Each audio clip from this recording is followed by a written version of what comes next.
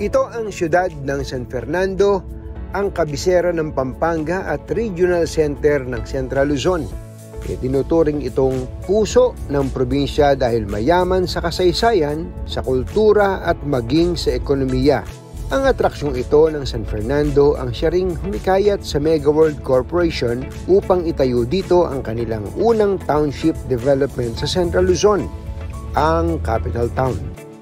Ayon kay Eugene Lozano, Senior Vice President for Sales and Marketing ng Mega World sa Pampanga, taong 2016 nang simulan nilang planuhin ang naturang township development.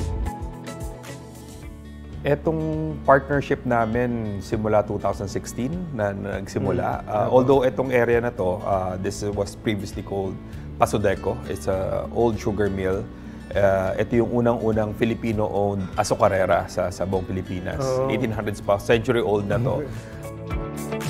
Marami nagtatanong kung bakit sa San Fernando napiling itayo ng Mega World ang kanilang township at hindi sa Clark, kung saan madalas na pumupunta ang mga investor. Bakit po napili ng Mega World na paglagyan po ng capital town ito pong San Fernando, Pampanga? Our chairman, Dr. Andrew L. Tan, vision niya palagi to bring the progress and opportunities in strategic locations. Yes. Kasi right now, lahat nandun na sa Clark, all the developments, offices, hotels. So, ang vision niya palagi is ilalagay niya or ilalapit niya sa ibang lugar para mas reachable. So, napaka-strategic na itong San Fernando kasi binibigyan niya ng access yung mga taga-Bulacan, Bataan, even yung mga towns na nandito papuntang Olongapo. We have Guagua, Bacolor, Santa Rita, Lubao. So instead of them pupunta ng Clark or Angeles, which is more than an hour away, nilapit niya yung trabaho, opportunity, yung ganitong klase ng lifestyle. Ayon kay Eugene, ganito rin ang naging formula ng Mega World sa Eastwood, Quezon City, ang kanilang pinakaunang township na naging game changer sa larangan ng real estate development. Decades ago, ang boom ng mga business districts are Ortigas, BGC, and Makati. So, very similar to his vision here.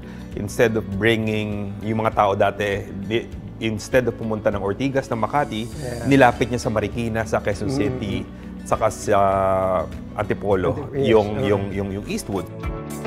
Isa pa sa mga tumatak na township ng Mega World ang Iloilo Business Park na siya ngayong bagong Central Business District sa Iloilo. Iloilo Business Park, dating old Iloilo Airport. 10 years ago, I don't know kung nakapasyal kayo dati, more than 10 years ago, talagang siya, very sleepy town. So iniisip din nila, paano kayo magkakaroon ng opportunity na mabuhay yung ganitong lifestyle o ma-introduce yung parang Eastwood na lifestyle. Sabi namin, ang formula dyan is you have to ipasok mo yung BPO.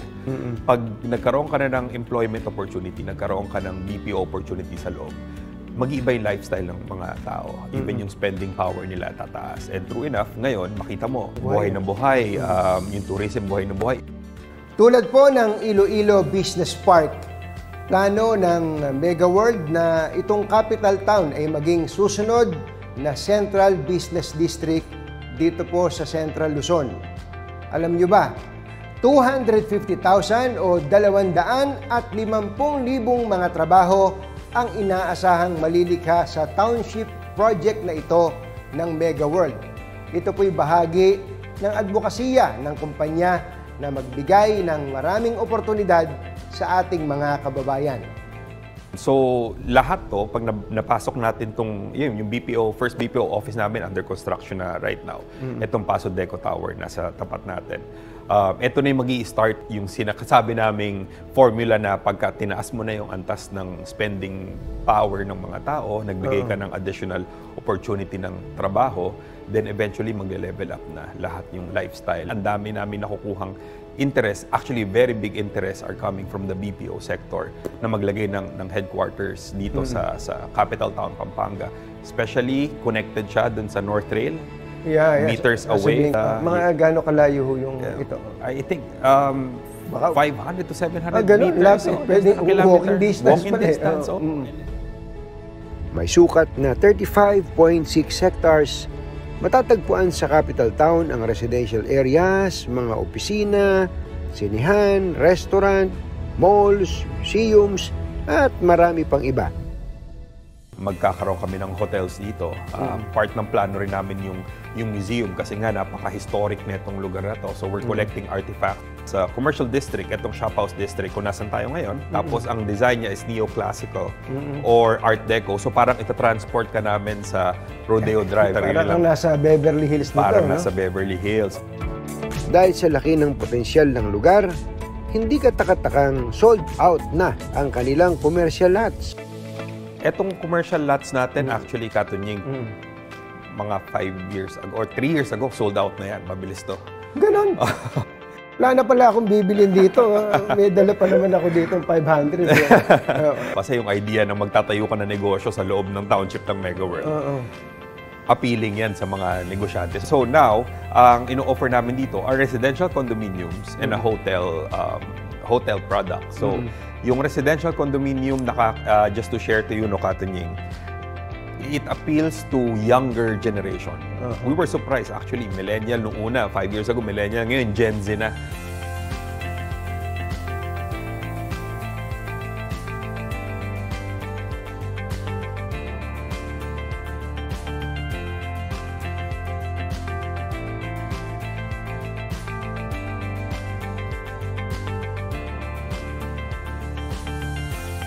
Ang natutuwa kami kasi yung mga Kapampangan, Gen Z and Millennials, nakikita na nila na gusto nila yung ganitong klase ng lifestyle. Parang uptown, parang Eastwood. Pero dito pa rin sa probinsya nila. Malapit sa pamilya nila. And second, nakikita rin namin yung pasok ng bumibili sa amin ng condominium, mga 2-bedroom, mga napaplano na nila yung retirement nila dito, but hindi na nila ma-imagine yung sarili nila sa malaking bahay. Magda-downsize sila to a more safer, mas 2-bedroom na mas secured, mas maliit, mas accessible lahat. Pagbaba mo, para kang may mall ka sa tabi, may park ka sa tabi, may mga restaurants and coffee shop.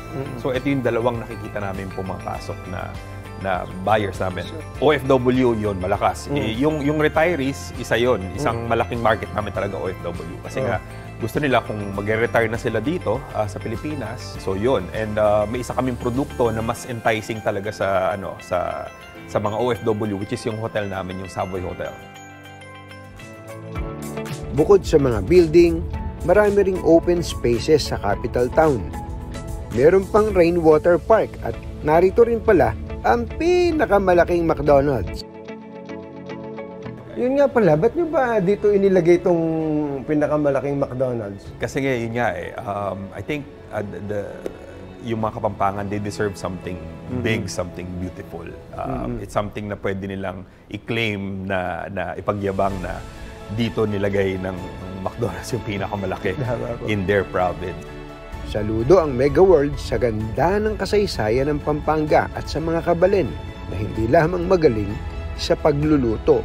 Galing sa serbisyo, yung pag-accommodate, hospitality ng mga Kapampangan. So, yan ang inspiration namin when we designed this.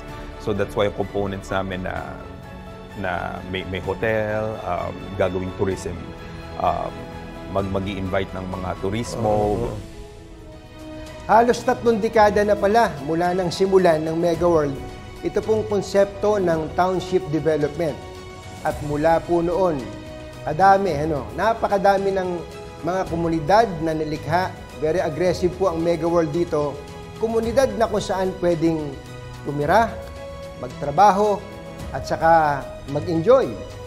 Sa capital town, tuloy po ang Mega World sa pagdudulot ng mas positibong pagbabago sa buhay ng mga kabalen.